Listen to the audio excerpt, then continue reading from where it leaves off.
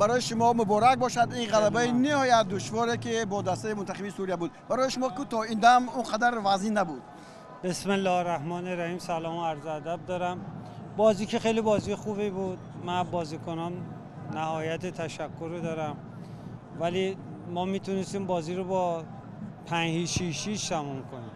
وقتی نزنی فوتبال تنبیهت میکنه و ما داشتیم تنبیه میشدیم، ولی خدا رو شکر که تونستیم بازی رو ببریم بریم مرحله بعد.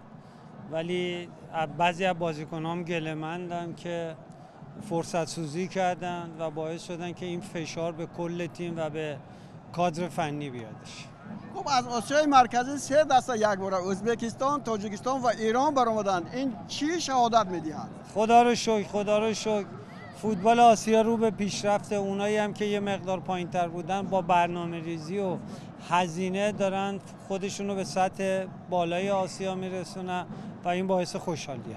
بازی‌های تاجیکستان رو تماشا کردید؟ چی میگید؟